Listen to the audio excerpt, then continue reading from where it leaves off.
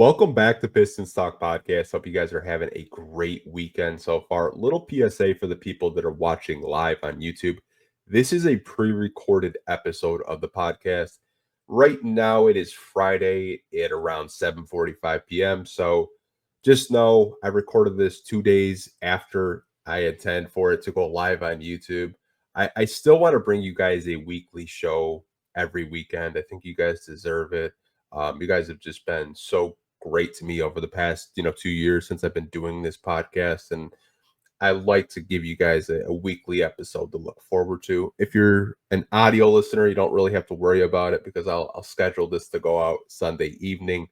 But there's a lot to get into. There's mock trades, there's redrafts, injury updates um, with your Detroit Pistons. So we are going to get into the first segment of this podcast and the last two games and where I think the Detroit Pistons could possibly be trending. So, if you listen to our post game shows immediately after the game, we have talked about your Detroit Pistons going 0-2 so far against the Chicago Bulls and the Charlotte Hornets. They play the Magic tomorrow, and I'm absolutely terrified.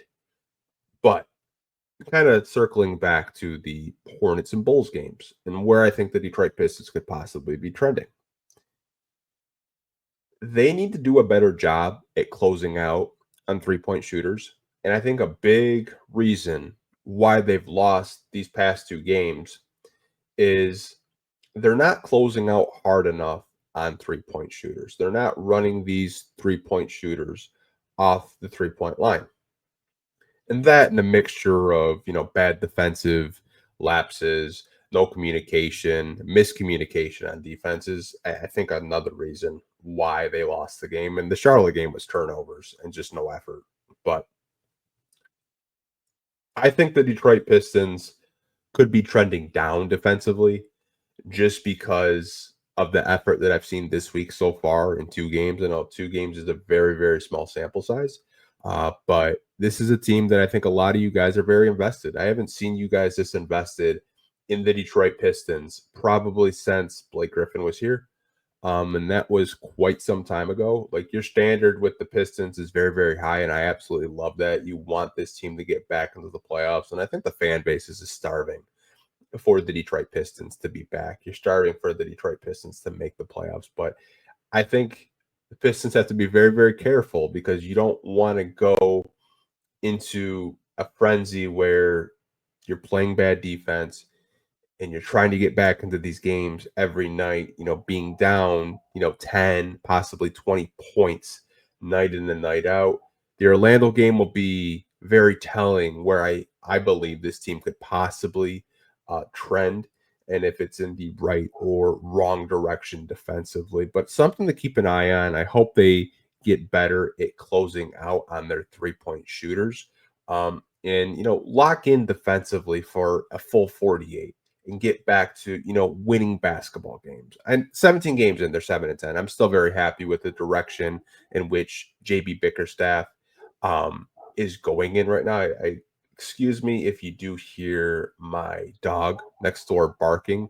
He loses his crap every night. I don't know what it is. It's just I have an owner that doesn't take care of her dog, and he just barks for like hours outside in the freezing cold. But hey, kind of lost my train of thought a little bit. But yeah, something to keep an eye on with your Detroit Pistons in terms of like where are they trending defensively, because this was a team that, defensive rating, they were top 5 last week, and they've kind of slowly trended down like 9-10, but something to keep an eye on if you are a Detroit Piston fan. I do want to transition into next week, and what I mean by that are the games.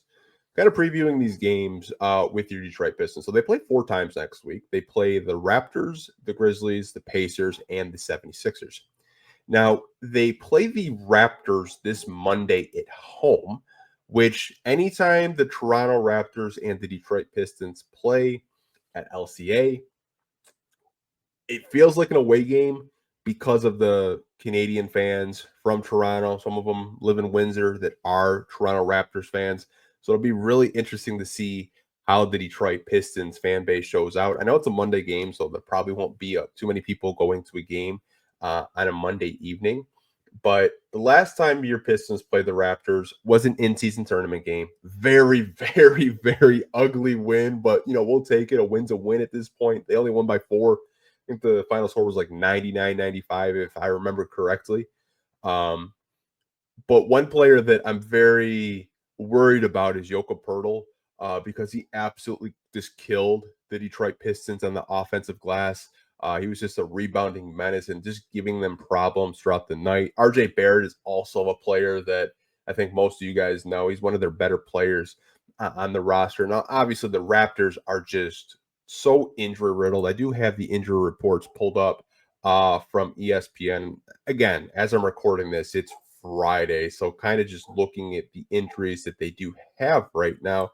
Looks like Emmanuel Quickley still out, Kelly Olynyk, Bruce Brown, DJ Carton, and Bruno Fernando is day-to-day. So they're still pretty injury riddled, which, you kind of hate to see. You want to, beat a team at their best, but it should be a very, very good game going down to the wire at Little Caesars Arena on Monday. Now, transitioning into the Grizzlies game, the Pistons make a 2-game road trip with Memphis and then Indiana. Now, we haven't seen the Memphis Grizzlies this year, and they're another team that is struggling with injuries. It seems like everyone in the NBA is just having a lot of injuries. I can't remember the last time I've seen so many injuries with, pretty good players. So I'm looking at their injury report right now. Marcus Smart is out with an illness. He's questionable for Saturday's game against the Bulls, which is tomorrow. John Morant is out with a hip injury. He's been upgraded to doubtful for Saturday's game against the Bulls. Vince Williams Jr. is out. Zach Edey is out with an ankle injury, and Gigi Jackson is out until mid-January. So watch John Morant come back against the Pistons, because it seems like every time a player is injured, they we're playing the Pistons. Yeah, I'll play then. But that is something to kind of keep an eye on with their injuries.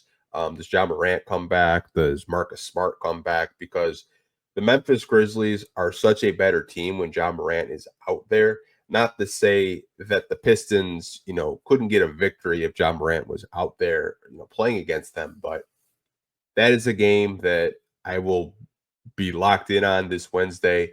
Definitely. The NBA is just so much better when John Morant is playing. But again, they do play the Grizzlies on Wednesday. It's the first time that they've played them this season.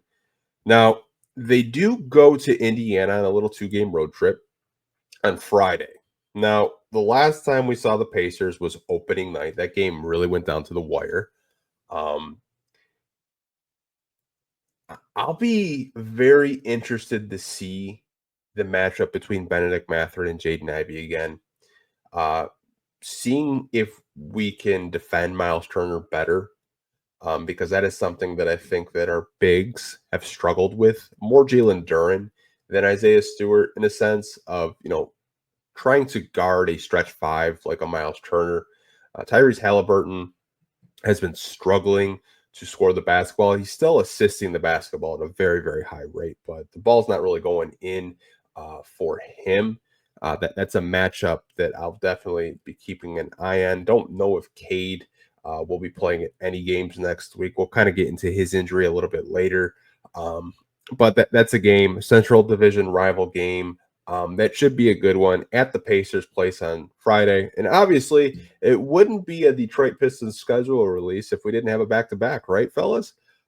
Your Pistons will be playing the 76ers on Saturday, and it's going to be a home game. Now, does Joel Embiid play? Who knows? Probably not, right? Paul George did injure himself. I'll just pull up their injury report right now. I know this is, again, as I'm recording this is Friday, so these injuries are subject to change. But they have Joel Embiid, who's struggling with a knee injury. Paul George is out with a bone bruise, and Kyle Lowry is out with a right hip strain. So 76ers are a pretty old team, and they're very injury riddled, and their season is just such a mystery to me. I didn't expect them to just kind of fall off a cliff, but I guess that's what happens when your star center isn't healthy to start the season. And then Paul George has just had back-to-back injuries where they look really ugly, but he's still podcasting, which is hilarious. I saw this week a lot of Sixers fans were mad that he did a podcast talking about like who leaked their all-in team meeting. It's just absolute wild just to see 76ers fans just have a meltdown. But hey, man, I remember that was us last year having meltdowns that we couldn't win a basketball game. But hey, brighter roads are ahead for your Detroit Pistons. Just wanted to kind of give a short little update looking at next week's games. Again, 4 games back to back on Friday, Saturday. Have a home game on Monday and a home game on Saturday. So it should be a good week of basketball for your Detroit Pistons. I'm going to take a quick break, you guys. Just take a sip of water, and I will be right back after that.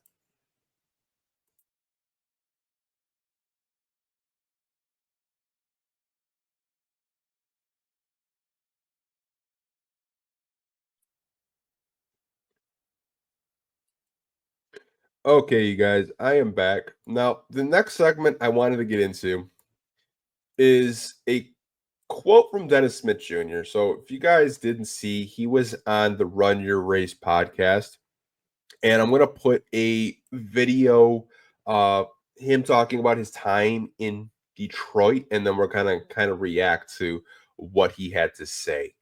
After the Knicks, you went to Detroit. Yep. You was there the rest of the year? Yep. And I was balling. I was balling in Detroit. Man, Yeah. I'm gonna just tell you how crazy shit is. So I'm balling in Detroit. I end up earning the starting spot. Mhm. We had who was there? Because I got traded for D Rose, so Killian Hayes was starting point guard. Yep. And I end up starting. Me and Mason have a triple-double the same game, Mason Plumlee. Shout out Plum Dog.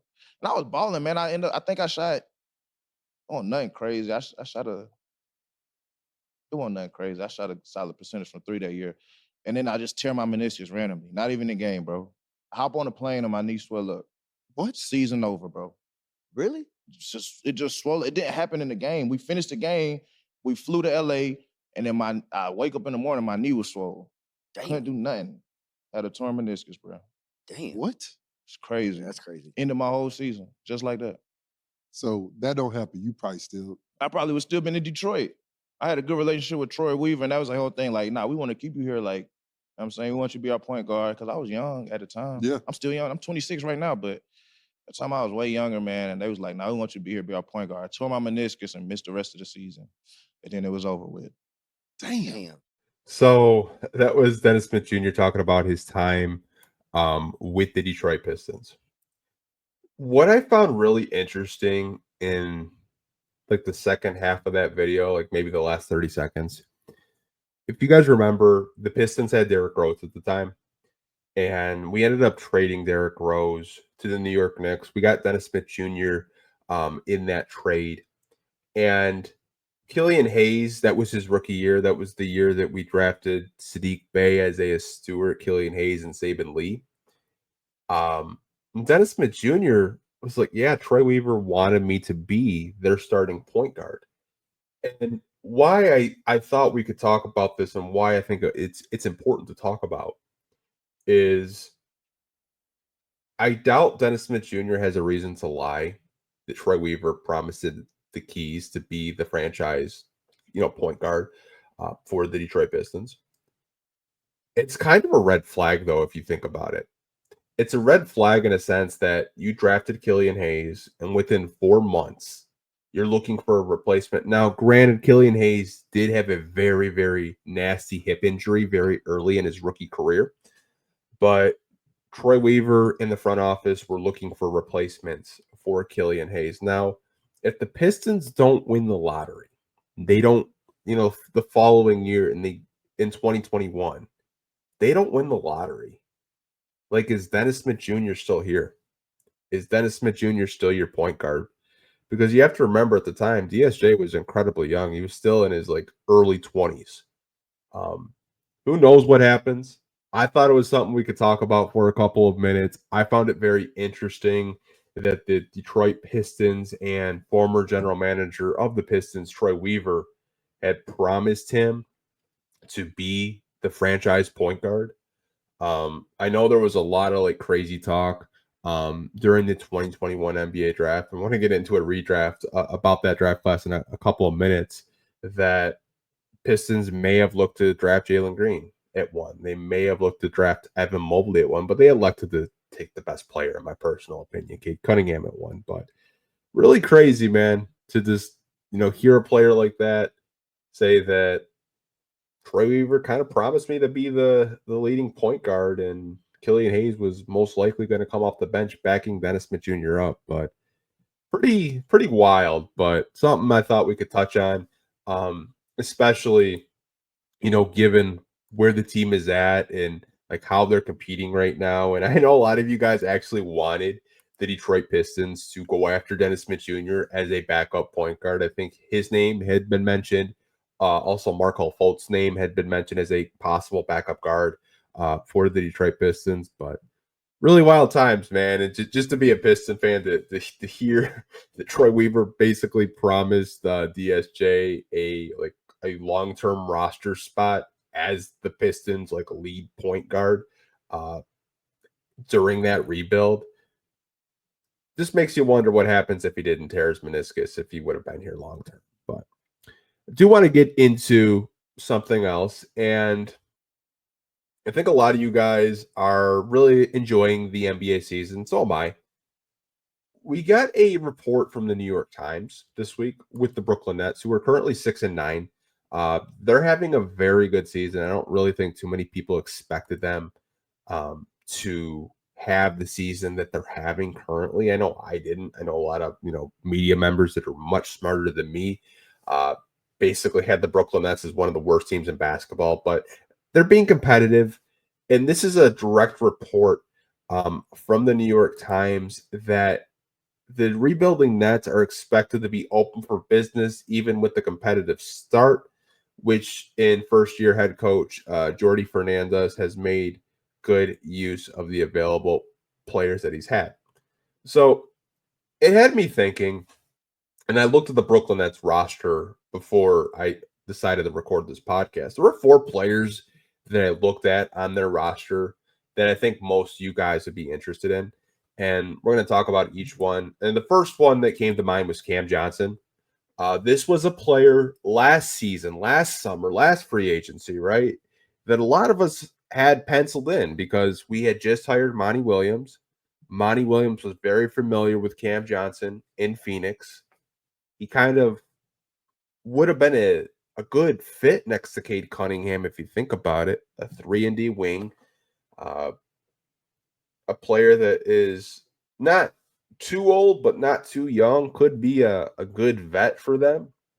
And Cam Johnson spoke really highly of Cade Cunningham and the Detroit Pistons in that same offseason with JJ Redick on a podcast. So he seemed like a player that I think a lot of you guys would be very interested in. Now, obviously, he did sign a pretty big contract to go with the Brooklyn Nets. And here's my thing. I think if the Pistons didn't have Tobias Harris, I'd be in. I think it would be very hard for the Detroit Pistons to land a Cam Johnson in a trade with the Brooklyn Nets just because they probably want a player that they feel that they can build with long-term because they are going through a rebuild. And knowing the Nets, they would probably want a player like Jaden Ivey, which I think most of us would probably say absolutely not. I don't really think they would be interested in anyone outside of possibly a Jaden Ivey. I don't really know if they would want Anasar Thompson or Ron Holland because they have a player that's kind of a similar defender in Dorian Finney-Smith. Who knows what they do with him long term? But Cam Johnson looks nice on paper. If you're a Detroit Pistons fan, I just don't think you have the capital or the assets to get the Nets to trade Cam Johnson to you. But he's a player that piques my interest because I don't really know what the asking price may be. Maybe I'm a little bit off base here in terms of like what they possibly would want. Now, the second player I had was Dennis Schroder. Now, he's older. He plays point guard, and you may be, watching this or listening to this thing. Why the heck would we want Dennis Schroder? Well, Cade Cunningham, who knows how long he's going to be out. We'll get to his injury a little bit later, and we have a clip of what happened to him last night in Charlotte. But Dennis Schroder's 31. pretty good point guard throughout his career. And he could possibly be a starting point guard if you need him to be a starting point guard, or a veteran backup point guard, if you will. He's a very good guard. He's been one of the better under the radar point guards in the NBA for quite some time. I think anytime someone mentions his name, I think the first reaction was him rejecting all that money the Lakers gave him a few off seasons ago, and he had to sign for like a vet's minimum. Um, anytime like I mention his name, I think that's the first thing people say. But I think he would be a player that I would be interested in, kind of given the lack of backup guard help we have on the bench in terms of just having a playmaker, another ball handler, a distributor. He could take some stress off, Jaden Ivey and Cade Cunningham down the stretch, or maybe you look to just put the ball in Dennis Schroder's hands a little bit more often to try to cut down the turnovers with this team, because they are still a very high turnover team. I don't look what they did against the Washington Wizards and the Chicago Bulls is sustainable. Just because they don't really put a lot of pressure on their ball handlers. I'm talking about, the Washington Wizards and the Chicago Bulls, because they had 19 turnovers against the Charlotte Hornets. And I think that's more on theme with the Pistons in terms of just the way they take care of the basketball, because they don't. That's why I think Dennis Schroder would intrigue me, just because he's a vet.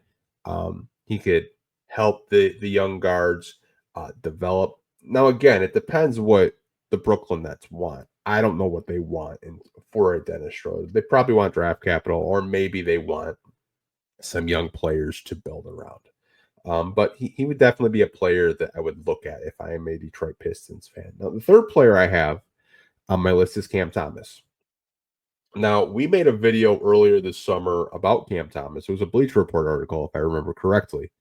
And it was basically a trade for Jaden Ivey for Cam Thomas straight up. Obviously, that trade never went through. That trade was just, I think, a fan article. There was no real merit to it. But I'm glad the Pistons didn't make that trade, because Jaden Ivey's just having such a phenomenal year. But Cam Thomas as a player, I think a lot of you guys would absolutely love. He's a guy that can score at all three levels. He's a guy that you give him the basketball, he's going to get you a bucket. He can take over games down the stretch. And that is something that I think a lot of us have talked about, of just have a guy to take over the fourth quarter. Obviously, you'd like that to be Cade Cunningham or maybe Jaden Ivey. But for right now, in late November, we really don't have someone where we can give them the basketball and they can just take over the game. I think Cam Thomas is one of those players where if you need a bucket, he can get you a bucket. He can shoot threes at a pretty decent clip. Mid-range is nice, can get to the free throw line. This scored all three levels. He's just an absolute bucket at the end of the day. Again, like, what would Brooklyn want for a Cam Thomas? I don't know. I think they could possibly get a late first-round pick for him. That's just how high I am on Cam Thomas. Maybe you guys are a little bit lower on him, because defensively, it's I would say he's a passable defender at times, but he's not really known for his defense. He's more known for just being an absolute bucket. But he would definitely be a guy that I would be intrigued with. If I'm the Detroit Pistons, maybe you can try to buy low if Brooklyn doesn't feel too high on him, or maybe there's not a real market for him. But I think they could possibly get a late first. Even with this strong draft class, like Cam Thomas is just going to be an absolute problem for years to come for opposing defenses. Now, the last player I had on my list was Nick Claxton. Now, we talked about Nick Claxton a couple of times this past summer, because the Pistons had the cap space to get him if they wanted to. Obviously, he got a pretty big deal, but if you look at his deal, it kind of declines as the years go on. Now, he has struggled a little bit defensively this year, but overall, he's a pretty good rim protector. You can throw him lobs, really good around the basket and the rim. And we've talked about our centers. We've talked about our bigs, struggling to protect the paint, struggling to close out defensively. I think Nick Claxton would be really fun in Detroit. Now, again, what would Brooklyn want for a Nick Claxton? Do you entertain possibly a Duran for a Claxton? I don't know. Probably not. I think the Pistons are still trying to figure out what they're going to do long term at center. I don't really think they've made a decision yet. Um, but I would keep an eye on it, especially if you're a Piston fan, because I think they haven't found their franchise center yet. They're still tinkering with who the starting center is going to be. For right now, it's Jalen Duren, but if he doesn't pick it up defensively, I don't know how much longer he's going to be able to keep that starting center spot personally. But Nick Claxton would be a very interesting name to keep an eye on. I don't really know how high opposing teams would be on any of our young guys. Obviously every team would probably want a Cade Cunningham and even Jaden Ivey to an extent. But those are 4 guys that I'm looking at. Brooklyn is looking to just absolutely blow up their roster, get draft picks, and just start this rebuild, especially with a very good draft class with Cooper Flagg and Ace Bailey. Ace Bailey of late, man, he's just been heating up. Like he might have a conversation of who's going to get picked, him or Cooper Flagg, because he's just playing so damn well right now. But did want to bring it to your guys' attention. Brooklyn Nets are looking to have a fire sale. Maybe it's a player that I didn't even mention that you guys like on the Brooklyn Nets. Definitely, leave a comment as you're watching live, or leave a comment if you are listening on the audio side. But I did want to get into our next segment of the podcast, and this is something that I saw on Instagram, and you probably clicked on the thumbnail and you're like, what the hell am I looking at, Anthony? Like, why is Kawhi Leonard and Tobias Harris swapped in jerseys? So there was a mock trade from fadeawayworld.net. I want to give them a shout out and credit because this is their trade that they came up with. And the reason why I'm talking about this isn't the first time I've saw a Kawhi Leonard to the Detroit Pistons trade. This is like the third one in probably 3 weeks. Now, obviously, the Clippers, they're still winning basketball games. They're still competitive. If you guys follow the NBA, you know Kawhi hasn't played. He's been out. And I am going to put the full trade on the screen for you guys to see. So this is the trade. And we're going to react to it, you guys. So the trade with the Detroit Pistons would be sending Tobias back to the Los Angeles Clippers. Would just be absolutely diabolical if you're Detroit. Like, not once, but twice. Just wild. Isaiah Stewart, Ron Holland, and a 2030 first-round pick swap. Now, what I do want to say before we do get into this trade, this trade isn't legally possible until December 15th. Until Tobias Harris, as you guys know, he signed with a new team. You can't trade players that signed with new teams this past summer until December 15th. But this is the mock trade they had. Now, when I look at this trade, Kawhi Leonard, for what it's worth, when he's healthy, he's one of the best players in the world.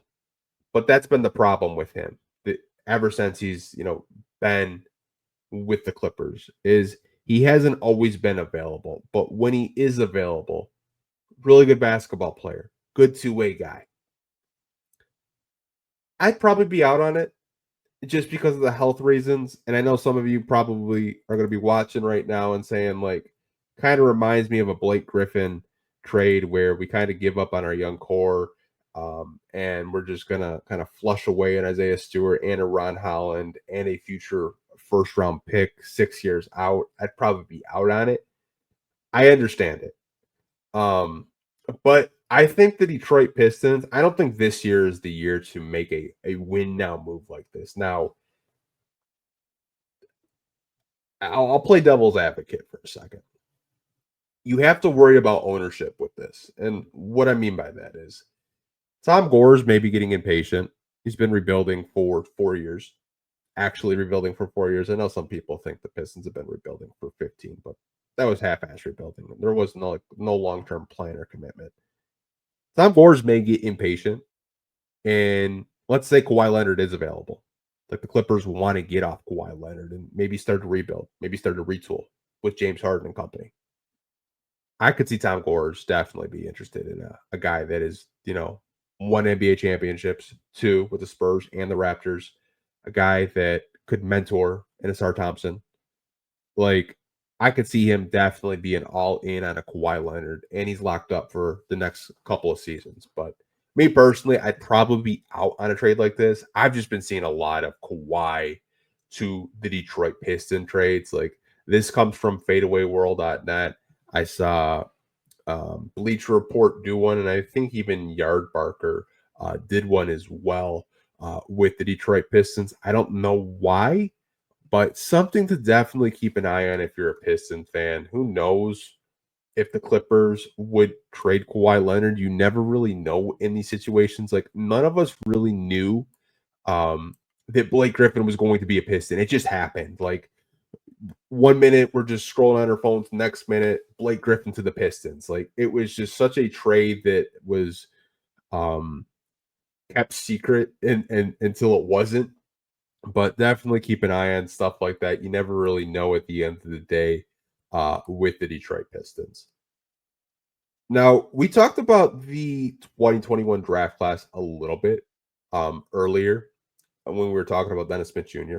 Now, this next segment is a redraft. And the redraft that we're going to talk about is Bill Simmons. As you guys know, Bill Simmons he was a former ESPN analyst, if you guys want to call him that.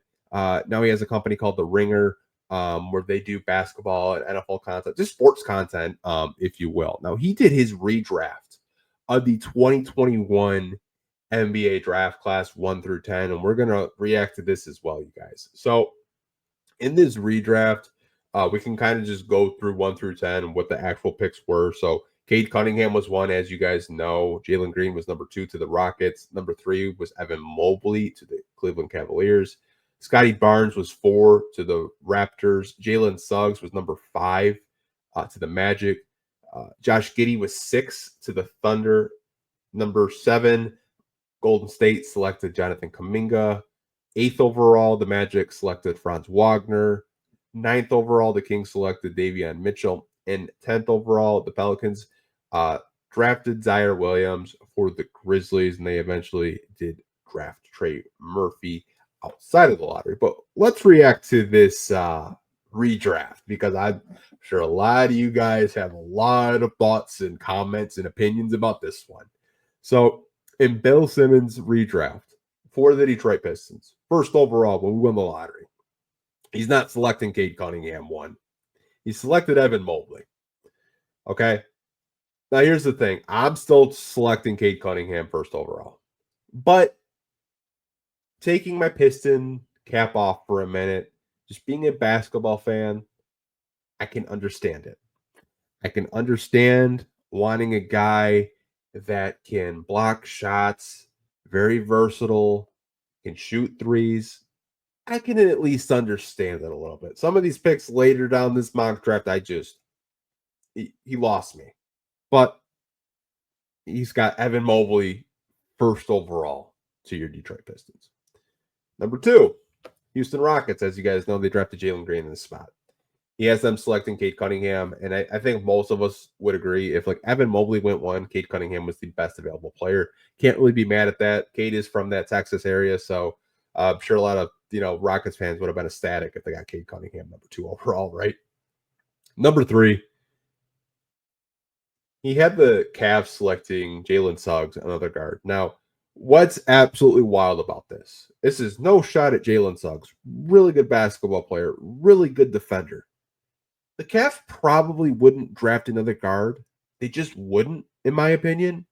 And I think that's why they drafted Evan Mobley 3 overall. Jalen Suggs as high as 3 is laughable, in my opinion, when you have guys like Sengun, Scotty Barnes, even Jalen Green still on the draft board. I don't really get the infatuation with Jalen Suggs with Bill Simmons, but I think he's crazy. I think he's certifiably crazy taking Jalen Suggs as high as 3 in a redraft. But hey, man, this is my opinion. I think he's a good defender. Don't get me wrong, but 3 is just blasphemous. Number 4, for the Raptors, he would have them selecting Jalen Johnson. Now, Jalen Johnson was a draft pick by the Atlanta Hawks, and he's a really good player. Let me state that. Very, very, very good basketball player. But here's the thing, you guys. Like, the Raptors probably take Sengun. They might just say, hey, let's take Scotty Barnes again. No shot at Jalen Johnson. I just don't agree with it. I think he's a fine player, good player, but like if I'm the Raptors, I'd probably still take Scotty Barnes. I'd probably take Alperen Sengun. Like I think that his third and fourth pick are bonkers, absolute bonkers in my opinion. So with the Magic pick, their fifth pick in this redraft, he has them selecting Alperen Sengun. Now, if Sengun was still there at 5, this would be like a home run pick. In a redraft, I think he would go as high as 2, personally, because he's just such a good basketball player. I remember doing pre-draft stuff when I was at Woodward Sports and helping out one of their writers over there, Andrew. Shout out to Andrew if he's watching this. And I was calling him Baby Jokic back then. And now you hear announcers call him Baby Jokic. But yeah, number 5 overall for him. Definitely. I think if he was there at 5 for the Magic, they're ecstatic. But I don't know if he'd last the 5th overall pick in the redraft. Number 6, OKC. They took Josh Giddey in the situation. He thinks Scotty Barnes would fall to 6. I just don't agree with that either. I think Scotty Barnes goes top 5 in a redraft personally. I just don't see Scotty Barnes slipping the 6. Even though he's injured right now, Scotty Barnes is one of the better players out of this draft class. I mean, he won Rookie of the Year. God forbid. And he has him falling out of the top 5. I don't understand it. Number 7, he has the Golden State Warriors selecting Trey Murphy. Now, Trey Murphy has developed quite nicely for the Pelicans, as you guys know. That's where Trajan Langdon was. That's where Fred Vincent was. Even Michael Blackstone, for that matter. Fred Vincent definitely helped develop him quite a bit. Now, he was a pretty good shooter already coming out of the draft, but he's an elite shooter in my opinion right now. But I don't think Golden State goes Trey Murphy. I think they probably still take Kuminga personally. Kuminga's a good player. It's just his role isn't as consistent as he probably would want it to be playing under Steve Kerr. And that whole situation in Golden State with him is wild. I think they should possibly try to build around him after Steph Curry is gone, because I think he's that special of a player. He's kind of like a Jaylen Brown type if he can, develop everything. Because the defense is there, the shot is it's getting better. But if he gets more consistent, like that's a forward that is just going to be a menace on both ends of the court. But I don't really agree with the Trey Murphy pick at 7 for them. So the Magic had 2 draft picks in the 2021 NBA draft. Bill Simmons still thinks Franz Wagner is there today. I'm sorry, he's not. He's not. I doubt in a redraft Franz is still there at 8. I don't know if you guys saw the Magic game against the Lakers. Had a game winner against them. Just sinked a 30-footer. Like, absolutely beautiful. Yeah, like no way Franz Wagner in a redraft falls out as low as 8. I think that's just crazy talk. Number 9, the Kings selected Davion Mitchell. Originally, he would have them selecting Herb Jones. Now, Herb Jones was a second-round pick. And he developed quite a bit into a two-way player. But wouldn't surprise me if he was in the lottery. I don't know if the Kings reach and try to get him at 9. That seems a little bit too smart for the Kings, in my opinion. Even though the Kings have made, pretty good draft choices over the last 3 or 4 years. Kind of feels a little bit far-fetched that they would like try to draft a Herb Jones in a redraft. I just can't see it with them. Number 10, obviously, it was the Pelicans pick. Now, if Jalen Green somehow fell to 10, they probably don't trade their pick, but I think Jalen Green at 10 is probably worse than Jalen Suggs at 3, in my opinion. No way Jalen Green in a redraft falls at 10. I know he's streaky, and I know some Pistons fans don't like him. I understand it. He was talking greasy about the city. Like, he was just talking so much shit about the city. But, I mean, if we're being honest, like, there's no way Jalen Green falls to 10th overall in a redraft. I think Bill Simmons needs to get his head examined if he honestly thinks that. Jalen Green is way too talented to fall to redraft at 10. But that's just my overall thoughts. I know you guys are probably going to have really strong opinions about this redraft. I thought it was something fun we could talk about. But at the end of the day, your Pistons are still taking Cade Cunningham. Like, what are we doing here? At the end of the day, what are we doing here? There's no way that Cade Cunningham wouldn't go one in the redraft. So we're going to end the podcast with some injuries. Okay. Now we're going to start with just an injury update from one of our beat reporters, Cody Davis. Shout out to him. He had a couple of updates. So we'll start with Cade Cunningham. So Cade Cunningham fell yesterday. We're going to get into that a little bit later. Said he's feeling better after taking a scary fall in the fourth quarter while he landed on his tailbone. So Cade's actually out against the Magic that the team we play on Saturday, the Orlando Magic. He's not going to play, sprained some joint in his back. I don't remember the exact medical terminology with the joint, but he did sprain it. And then JB Bickerstaff did get a little update on Bobby Klippman with his calf contusion. He said he's getting better and progressing. JB said, quote, "It was a weird thing with his calf and the amount of fluid that it was holding. It kind of slowed the progress, but he's progressing well." So Bobby Klippman is obviously getting better. This is the first update we've gotten with Bobby since probably summer league. But I did want to get into more injury related updates, and then we'll get into the Cade stuff to end the podcast. So it's Sar Thompson this week. If you guys didn't see, he actually got assigned to the Motor City Cruise with their G League affiliate. He was assigned and he was recalled immediately. The reason why he was recalled is he's going to be joining the Detroit Pistons on their road trip. Obviously, they played Charlotte. He was with the team. The Pistons play the Magic on Saturday. And some news before I got started recording this podcast, or right before rather, we got an injury report update that Sar Thompson went from doubtful to questionable. He's questionable to play against the Orlando Magic and make his season debut, which is such great news if you're a Detroit Piston fan. He just got cleared last week. We talked about it yesterday. Is he getting closer? I think he's getting pretty close. If he doesn't play on this road trip, I would expect him to play next week 100%. I think he's there. I think he's so close to playing for your Detroit Pistons. I really do. For you guys that didn't see Cade Cunningham's injury, he did suffer it against the Charlotte Hornets in that game in the fourth quarter. He went straight up with a layup against Grant Williams and fell immediately on his tailbone area. We do have a tweet from Cody Davis, one of our Detroit Pistons beat reporters. Does an incredible job at covering the team. And this is what his tweet said. The Pistons have listed Cade Cunningham's left sacroiliac joint sprain as out for tomorrow's game against the Magic. And this obviously was tweeted at 5:37 on November 22nd.